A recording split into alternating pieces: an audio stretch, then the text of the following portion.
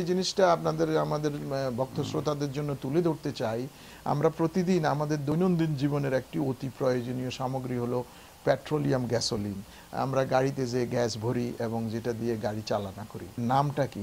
পেট্রোলিয়ামটার পুরো নাম হলো টোটাল পেট্রোলিয়াম হাইড্রোকার্বন অথবা টিপিএইচ ইংলিশে বলে। হ্যাঁ, এটার মধ্যে রয়েছে অয়েল একটা অংশ, এটা গ্যাসোলিন একটা জিনিস আছে, ডিজেল একটা জিনিস আছে এবং সলভেন্ট। এগুলো প্রতিনিয়ত এই নামগুলো শুনে থাকবেন। ক্যারেক্টারিস্টিক হলো অ্যারোমেটিক কেমিক্যাল প্রপার্টিস, যেটা অতি সহজেই বাষ্পে পরিণত হয়ে যায়। গ্যাস পেট্রোলের জিনিস এগুলো। আচ্ছা, এখন যে বললাম তিলে তিলে আমাদের স্বাস্থ্যকে ধ্বংস করতে যাচ্ছে, এবং সেগুলো কি? কিছুক্ষণ আগে আমি আপনাদেরকে বললাম এটার মধ্যে রয়েছে একটা বেনজিন, একটা ভীষণ বড় আকারের কনস্টিটিউয়েন্ট যেটা বলেন। এই বেনজিনটা হলো একটা ক্যান্সার কজিং এলিমেন্ট। এইটাতে এক্সপোজ হলে আমাদের ক্যান্সার হতে পারে। এটা হলো একটা পয়েন্ট। বেনজিনটা তাহলে আমাদের শরীরে যায় আর কি, যখন গ্যাস না, আপনি শ্বাস প্রশ্বাসের সাথে সবগুলোই যাবে, কিন্তু সবগুলার থেকে বেনজিনটাই ওই কাজটা করবে। আচ্ছা, তারপরে আপনার জাইলিন, যে আরেকটা বলছিলাম যে জাইলিন আছে এটার মধ্যে। জাইলিনটা করে কি? এটা আমাদের সেন্ট্রাল নার্ভাস সিস্টেমকে অ্যাটাক করে। তাতে করে কি? আমাদের ওই রিটার্ডেশনের কথাটা আসতেছে। আর একটা নাম বললাম এমটিবিই, মিথাইল টার্ট বিউটাইল ইথার। এইটা তো ক্যান্সার রিস্কের সম্ভাবনা আছে। কাজে এই তিনটা জিনিস, তিন রকমের জিনিস করতেছে। কাজে আমরা যে গ্যাস ছাড়া চলতে পারতেছি না, সেই গ্যাস নিয়ে খেলাধুলা করছি। আর ক্যান্সার এটা একটা রিজন। এখন হ্যাঁ, এটা একটা রিজন, কোনো এই ব্যাপারে কোনো ডাউট নাই। আচ্ছা, এখন এই জিনিসগুলো কিভাবে হচ্ছে?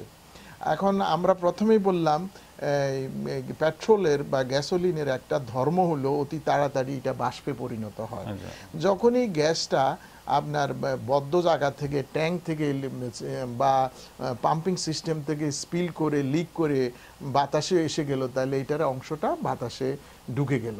বাতাসে ঢুকার সাথে সাথে এটাকে এয়ার পলিউশন বলে। এটা এয়ারকে, আপনার বাতাসকে দূষিত করলো। তারপরে আরেকটা অংশ যেটা মাটিতে পড়ে গেল, সেটা মাটিতে ঢুকে গেল বা মাটির সাথে মিশে গেল, সেটা করলো কি? মাটিকে মিশে মাটিকে দূষিত করলো, সেটাকে বললো সয়েল পলিউশন। তারপরে আবার মাটির ভিতরে ঢুকে ঢুকে নিচের দিকে যেতে যেতে এক সময় পানিতে ঢুকে গেল। তখন পানিতে ঢুকাতে পানিকে দূষিত করে ফেললো, সেটাকে বলে ওয়াটার পলিউশন। এই পলিউশনের রিজনটা কি? এক নম্বর হচ্ছে যে আপনি যখন অ্যাক্সিডেন্টাল স্পিল, একটা বড় কথা, যখন বড় বড় শিপ ট্রান্সপোর্ট করতেছে, ওই সময় কি ধাক্কা লাগলো, ভাঙলো শিপ, অ্যাক্সিডেন্ট স্পিল করে বেরিয়ে গেল, এটা একটা পলিউশনের কারণ। আপনি আলাস্কার ভালদেস স্পিলের কথা শুনে থাকবেন। রিসেন্টলি ওই লুইজিয়ানাতে বড় পাম্পিং ক্রুড এক্সপ্লোড করে বিরাট আকারের ধারণ করলো। এইটা হলো অ্যাক্সিডেন্টাল স্পিল, এইটাই হয়েছে। আচ্ছা, তারপরে আবার আমরা সবাই গ্যাস, তো এই যে পেট্রোলটাকে তো আমরা স্টোর করা হয় গ্যাস স্টেশনে মাটির নিচে ট্যাঙ্কের মধ্যে। সেই ট্যাঙ্কগুলো লিক করতে থাকে। এক সময় না এক সময় ওরা লিক করবেই। সেই লিক করে মাটিতে ঢুকে, এক অংশ বায়ুতে চলে আসে, এক অংশ মাটিতে ঢুকে যায়, আরেক অংশ পানিতে গিয়ে পলিউট করলো। আচ্ছা, তারপর ওই যে ট্যাঙ্ক থেকে যে আপনি গ্যাসটা আপনার গাড়িতে ভরছেন, তখন ট্যাঙ্ক পাইপ দিয়া এসে ডিসপেন্সার পাম্প দিয়া আপনার গাড়িতে ঢুকানোর সময় এটা স্পিল করে, লিক করে, ওই পাইপগুলা লিক করে, ওই পাম্পটা লিক করে, তা তো গ্যাসটা কন্টামিনেট করতেছে। এইটা হলো কন্টামিনেশনের রাস্তাগুলো। আচ্ছা, তো এই যে এই যে জিনিসগুলো চলে গেল গ্যাসটা, এইটাই আপনাকে কন্টামিনেশন করলো। আচ্ছা, এখন কি কি আকারে আমি জনসাধারণ লোক এই পেট্রোল গ্যাস দ্বারা আক্রান্ত হতে পারি? এক নম্বর, দেখবেন আমাদের কতগুলো লোক এই গ্যাস, ডিজেল, অয়েল নিয়ে কাজ করে।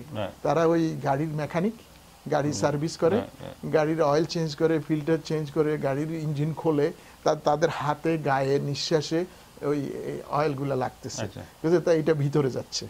আচ্ছা, তো এটা একটা। আর আমরা যখন গাড়ি গ্যাস ভরতে থাকি, তখন ওইটা লিক করে, আমরা ওইটা ব্রিথ করি, তাড়াতাড়ি ঢুকে গেল, এইভাবে আমরা সবাই ইয়ে করি। আচ্ছা, তারপরে আমাদের বাড়ি ঘরে যে পানি ব্যবহার করি, সেই পানিতে যদি গ্যাস থাকে, লিক করা গ্যাস থাকে, সেটাই আপনাকে আমাকে ক্ষতি করতেছে। আমাদের তো ক্যালিফোর্নিয়া এবং ইউএসএ 75% ওয়াটার আসতেছে গ্রাউন্ড ওয়াটার। সেই জন্যে গ্রাউন্ড ওয়াটারটা যাতে পলিউট না করে এই গ্যাসোলিন, এটার জন্য অনেক রকমের আইন কানুন করা হয়েছে। আচ্ছা, তো এইভাবে এখানে গ্যাস স্টেশনগুলোর অত্যন্ত মূল্যবান রোল রয়েছে, তারা কিভাবে এটাকে হ্যান্ডেল করে।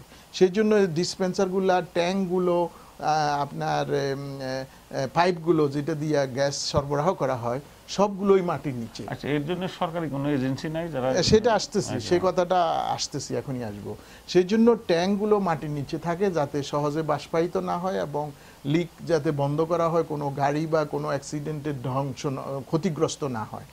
তেমন আকারে পাইপগুলো মাটির নিচে, অনলি ডিসপেন্সারটা শুধু মাটির উপরে থাকে যেটা থেকে আপনি নজলটা দিয়া ঢুকান। আচ্ছা, তো এটা তো না ক্ষতি হচ্ছে, এটার থেকে প্রথমেই আপনি নিঃশ্বাসের সাথে ভরার সময় আপনি হ্যাঁ যাবে, এটা কোনো উপায় নেই। হ্যাঁ, এটা কোনো উপায় নেই। সে কাজে এই গ্যাস ট্যাঙ্কওয়ালাদের এবং এই সার্ভিস স্টেশনগুলোর অনেক এখানে অবদান রয়েছে।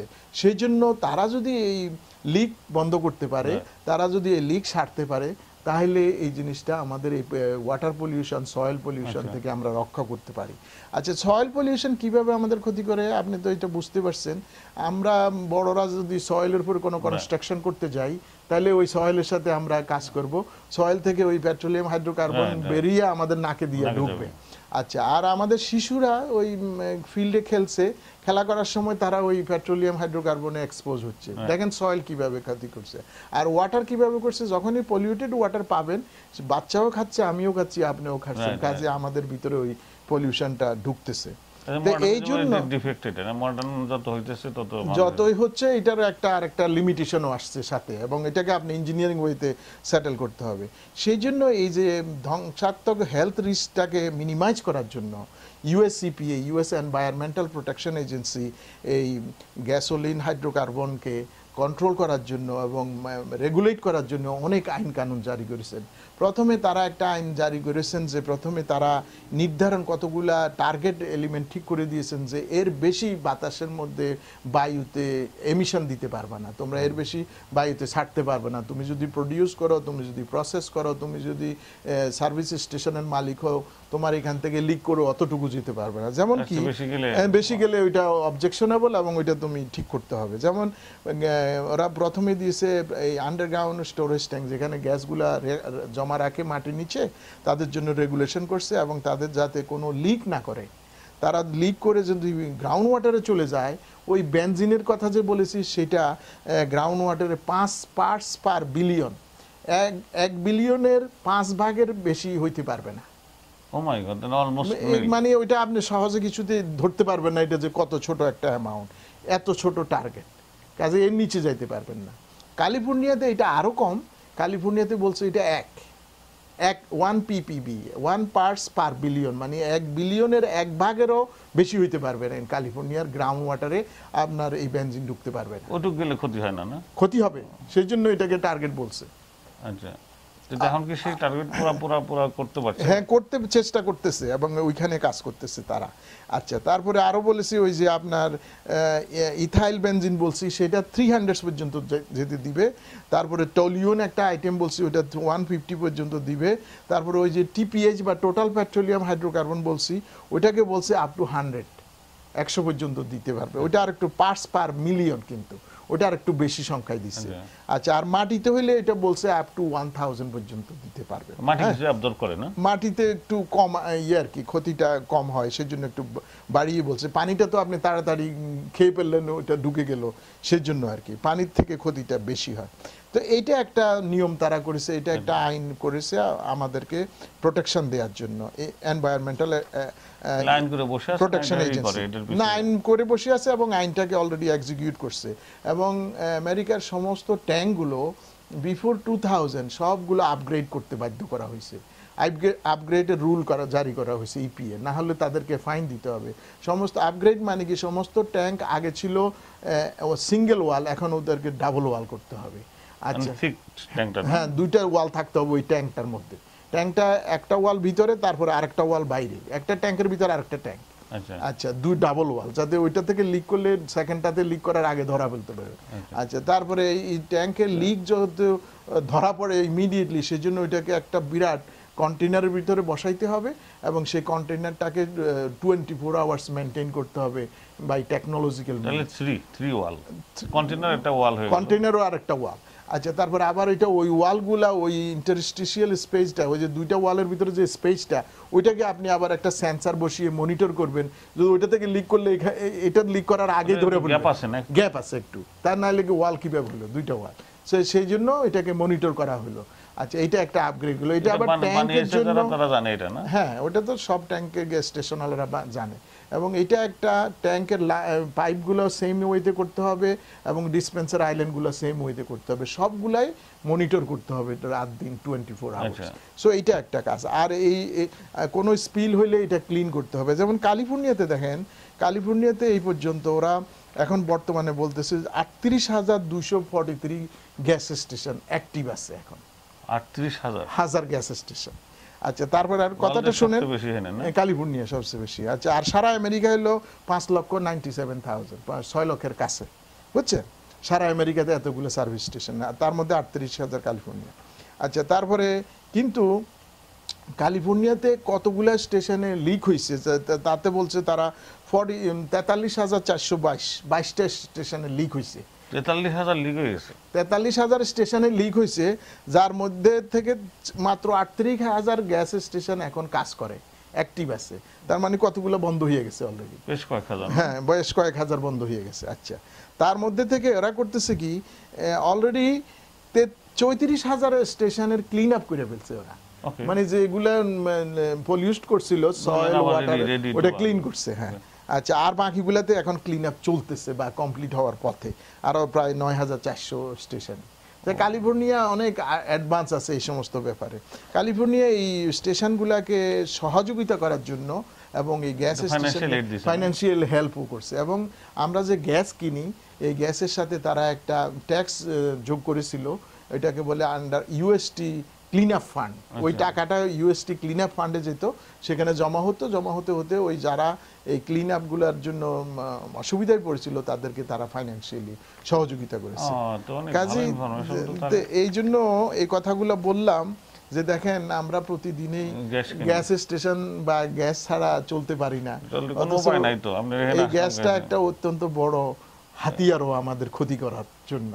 কাজে আমরা সবাই এটা এই ব্যাপারে সতর্ক হতে হবে, থাকতে হবে। ক্যান্সার হওয়ার এটা প্রধানতম কারণ হতে পারে, এটা একটা কারণ, এবং প্রধান বা অপ্রধান সেটা আমি বলতে পারবো না, কিন্তু এটা একটা কারণ এবং এটা নিশ্চিত কারণ, এটার কোনো সন্দেহ নেই।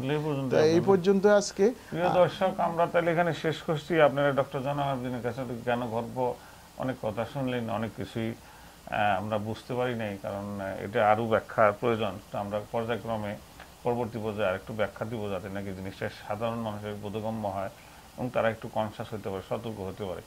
এই সমস্যাটা আমরা নিজেই সৃষ্টি করেছি। আমি যখন গ্রো আপ হয়েছি গ্রামে, তখন গাড়িতে দূরে কোথাও সাইকেল নিয়ে চলাফেরা করতো, কাজেই সাইকেল হস্তচালিত জিনিসশৈলী কিন্তু এই জাতীয় সমস্যাটা কখনো ছিল না। এখন সেই সমস্যা আমরা নিজেই সৃষ্টি করছি, আরামায়েশ করি, এবং এই সমস্যায় আমাদের মৃত্যুর কারণ হতে পারে। কাজে এটা থেকে সতর্ক না থাকলে তো আরো সমস্যা। আমরা এখানে শেষ করছি। আপনারা ভালো থাকবেন, আমাদের সাথে থাকবেন। আমাদের সাথে থাকার জন্য